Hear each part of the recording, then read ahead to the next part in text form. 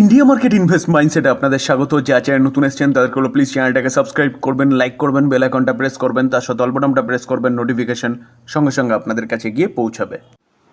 NLC India limited একটা PSU company, যে কোম্পানিটাকে last trading সেশনে দেখলে দেখা যাবে, অর্থাৎ ফ্রাইডেতে 1.35% একটা ভালো মুভমেন্ট দেখিয়েছিল এই মার্কেটেও, যেখানে এই কোম্পানিটাকে নিয়ে কিন্তু একটা ভালো নিউজ পাওয়া যাচ্ছে। কোম্পানিটার বিজনেস কয়েক গুণ বাড়তে চলেছে। এনএলসি ইন্ডিয়া লিমিটেড একটা পিএসইউ কোম্পানি, যে কোম্পানিটা ভারত সরকারের আন্ডারে। তো এই কোম্পানিটাকে দেখলে দেখুন এই কোম্পানিটা ইনভেস্টমেন্ট করতে চলেছে 1.25 লাখ কারোর, অর্থাৎ ক্যাপেক্স করতে চলেছে বাই 2030, অর্থাৎ 2030-এর মধ্যে কিন্তু 1.25 লাখ কারোর ইনভেস্টমেন্ট করতে চলেছে। কিসের জন্য? রিনিউয়েবল সেক্টরে। তো এই কোম্পানিটাও কিন্তু রিনিউয়েবল সেক্টর নিয়ে একটা দিগ্গজ কোম্পানি। দেখুন এই আর্টিকেল দেখলে দেখা যাবে, NLC India a public sector enterprise is planning to invest 1.25 lakh crore by 2030, expand its capacity from existing 6.7 gigawatt to 20 gigawatt, অর্থাৎ কোম্পানিটা 6.7 gigawatt ক্যাপাসিটির পাওয়ার জেনারেশন করে, সেখান থেকে তারা তাদের ক্যাপাসিটি বাড়াতে চলেছে কত? 20 gigawatt। তো এই কারণে কিন্তু কোম্পানিটা 2030-এর মধ্যে এই অ্যামাউন্টটা ইনভেস্টমেন্ট করতে চলেছে। এটা জানাচ্ছে কি? এটা জানাচ্ছে কোম্পানির খুদ চেয়ারম্যান অ্যান্ড ম্যানেজিং ডিরেক্টর। নাম কি?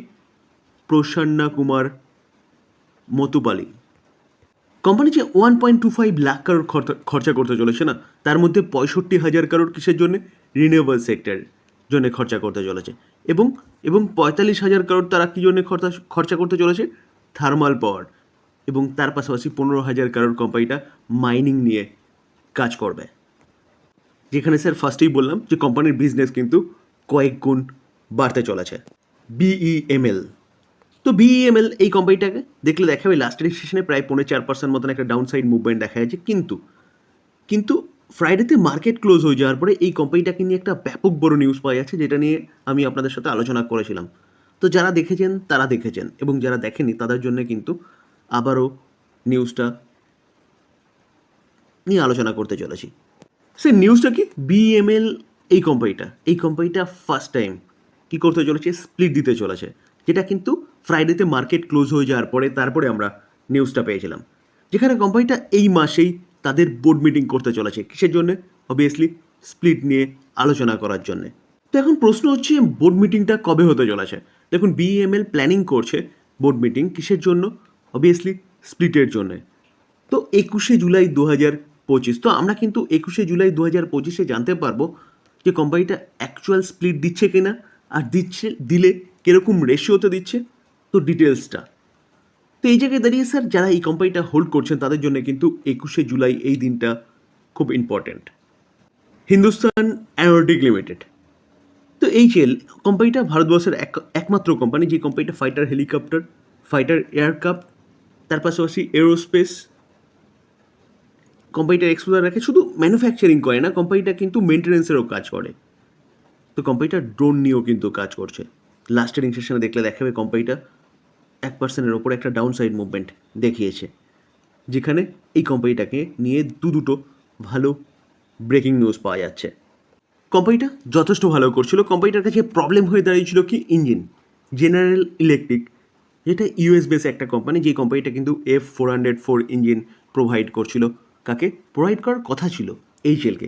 কিন্তু ঠিক সময়ে কোম্পানিটা ইঞ্জিন প্রোভাইড করছিল না বলে ঠিক সময়ে এইচএল ইন্ডিয়ান এয়ারফোর্সকে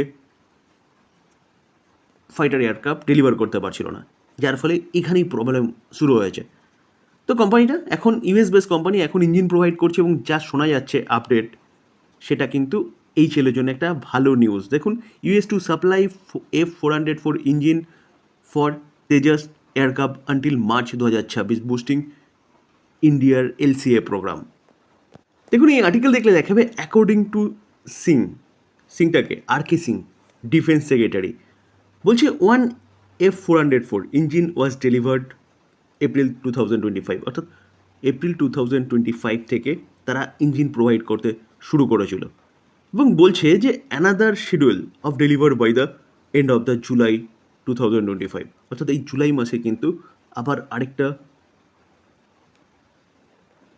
বা কিছু ইঞ্জিন আসতে চলেছে, যেখানে general electric supply 2 engine per month until March 2026, অর্থাৎ মার্চ 2026-এর মধ্যে বা পর্যন্ত প্রতি মাসে 2টো করে কিন্তু ইঞ্জিন পাঠাবে, যেখানে এইচএলের প্রোডাকশান বাড়তে চলেছে, যেখানে ইন্ডিয়ান এয়ারফোর্স থেকে কত 48,000 কারোরের কন্ট্যাক্ট সাইন করেছে 180টা মার্ক A1 এয়ারক্রাফটের জন্য।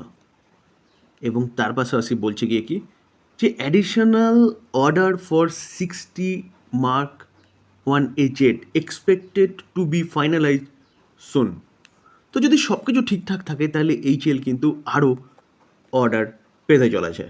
তো এই কারণে ব্রোকিং হাউসগুলো এই কোম্পানিটাকে নিয়ে বুলিশ, এবং জেপি মর্গান হিন্দুস্তান এরোনটিক লিমিটেডকে নিয়ে বলছে কি 22% আপসাইড মুভমেন্ট দেখাতে পারে।